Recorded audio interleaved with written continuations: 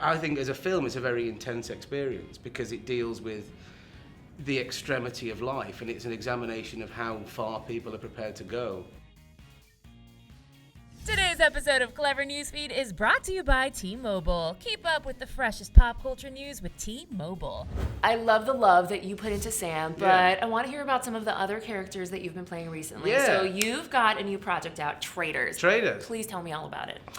Traders is it's so far removed from Game of Thrones, and that was the reason that I took it. Really, that was the reason that when I was presented with the script, it was the kind of the end of 2013. So we just finished season 4 of Game of Thrones. So I was very much kind of wrapped up in the way Game of Thrones works. And then I was given this script, which was the perfect vehicle that I wanted to launch myself into next at that time, because it was something that was contemporary. Something that dealt with a lot of contemporary issues. It's still about people and about humanity and an examination of how human beings behave under incredible stress.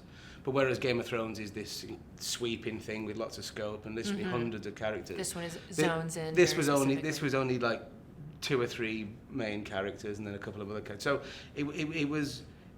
I think as a film it's a very intense experience because it deals with the extremity of life, and it's an examination of how far people are prepared to go to maintain a lifestyle. Can we hear more specifically about your character? Yeah. Vernon works at a company with Killian Scott's character Harry, and while Harry is a is a high flyer, he's on the top floor. He's got everything. He's got the flash apartment. He's got the car. He's got the good looks. He's got everything that anybody could ever want. Vernon is moved back in with his parents, and he's kind of hit the skids a bit. And he works in the kind of much less glamorous IT department. So what happens is the company goes bust.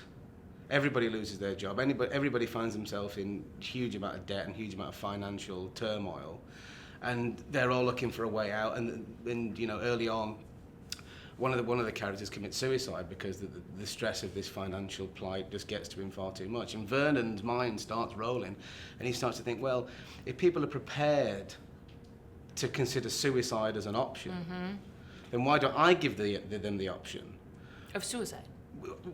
beyond suicide? Why don't I give them the option if they can meet somebody else in a similar situation to them, somebody who's completely hit the skids, somebody in the same amount of desperate circumstances.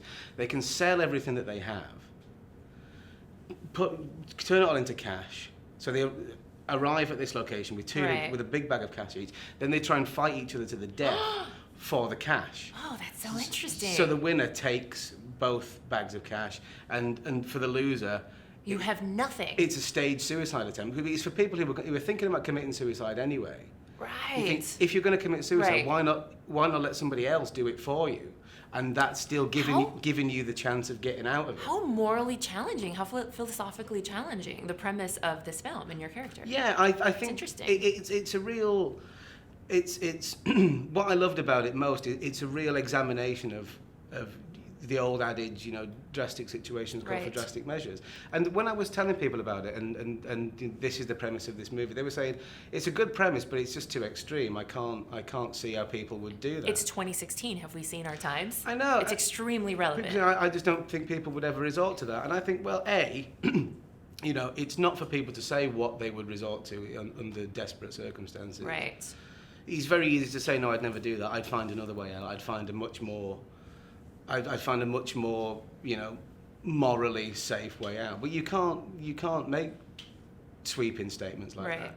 And also, a lot of people would consider suicide to be something that they would never consider, in a kind of abstract way, looking from the outside looking in. But you know, sadly, Until you do. Exactly. And I think it's unsafe to think of it that way. Exactly. And sadly, some people do consider that. Right. And you know, quite a lot of the people who feel they have to resort to that probably thought that they never would have to.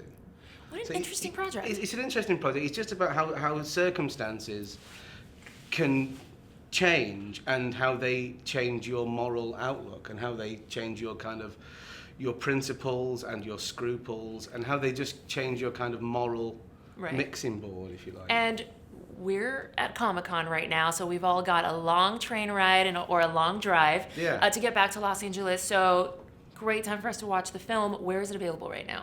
It's available on cable VOD right now and iTunes, and Great. then I think there's a DVD and Blu-ray to come next month, I think. Great. Just in case you miss it. Yeah. Good luck with all of that. It's a very challenging, very harrowing, but I think ultimately very thought-provoking way to spend 90 minutes.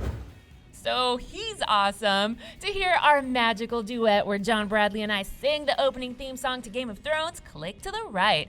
Or for the goriest deaths in GOT history, the ones that made you wet your pants, click to the left. And another big thanks to T-Mobile. With double the LTE coverage, now you can stay in the know in more places.